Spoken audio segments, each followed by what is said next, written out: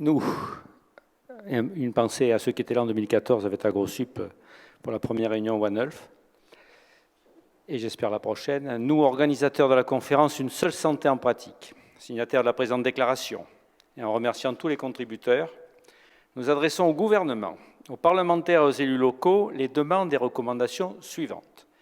Il est possible et urgent de passer à l'action en changeant de paradigme pour mettre en place des actions préventives, s'appuyant sur l'approche transversale d'une seule santé. La France doit se doter de mesures législatives et réglementaires pour mener résolument une politique de santé publique, prenant en compte, en lien avec la notion de santé-environnement, ce concept « une seule santé », à traduire concrètement par des actions opérationnelles, transversales et pluridisciplinaires.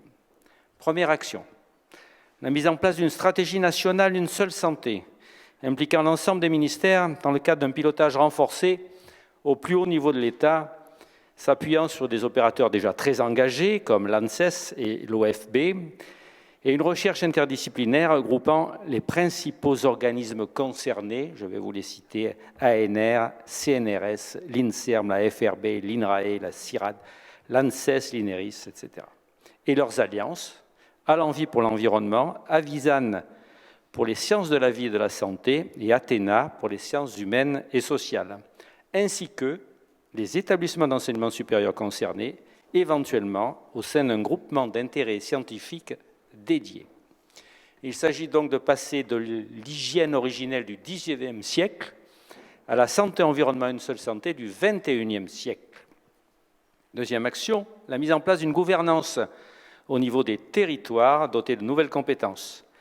Pour être vraiment opérationnelle, cette gouvernance territoriale doit s'appuyer sur 3 piliers. Premier pilier, législatif et réglementaire, dotant les collectivités de compétences et de budget pour mettre en œuvre des plans d'action territoriaux en santé-environnement, une seule santé, adaptés en fonction de diagnostics locaux santé-environnement, une seule santé, qui recensent les facteurs de risque auxquels sont exposées les populations dans leur bassin de vie et leurs liens avec la biodiversité et le climat. Deuxième pilier, une formation adaptée, une seule santé, pour les professionnels de la santé humaine, mais aussi aux nombreux professionnels de diverses disciplines pouvant impacter l'environnement, vétérinaires, agronomes, écologues, urbanistes, ingénieurs, architectes, la liste n'est pas exhaustive.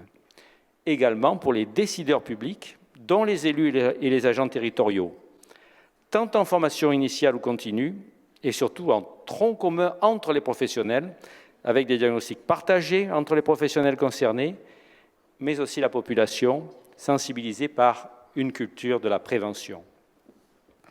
L'enrichissement des connaissances passe aussi par l'action et les retours d'expérience entre tous les acteurs.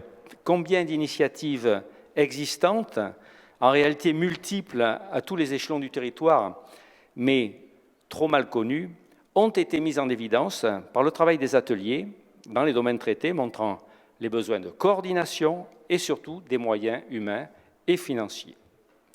Troisième pilier, une approche économique qui évalue le coût de l'inaction par manque de prévention et le coût des externalités négatives supportées par la collectivité, c'est-à-dire nous. Il est temps que le gouvernement intègre dans sa politique économique et budgétaire l'importance du retour sur investissement d'une politique de prévention, en réduisant et supprimant les subventions aux activités impactant l'environnement et une seule santé, y compris dans les pratiques médicales et de médecine vétérinaire, et en faisant évoluer la fiscalité en conséquence, en vue de redistribuer, notamment à la recherche et aux collectivités territoriales, pour des plans d'action de prévention et de soutenir les transitions écologiques des activités humaines, dont l'agriculture et la médecine. Nous appelons donc à une stratégie nationale, mais aussi européenne et internationale, une seule santé, se traduisant par des politiques publiques ambitieuses, avec des effets dès que possible dans nos territoires, pour la population et les écosystèmes. Nous porterons donc tous ensemble ces recommandations et les traduirons en propositions d'action, y compris via des mesures législatives. Nous demandons également que soient mis en place rapidement des lieux de gouvernance interministérielle et des lieux de réflexion et concertation interdisciplinaire afin de poursuivre l'avancée des connaissances, sur le lien entre la santé et la biodiversité, qui est notre assurance vie, ainsi que l'enregistrement des propositions d'action et leur mise en œuvre concrète dans une démarche de cohérence des politiques publiques. Compte tenu de l'importance du sujet, nous envisageons d'organiser ce type de rencontre régulièrement.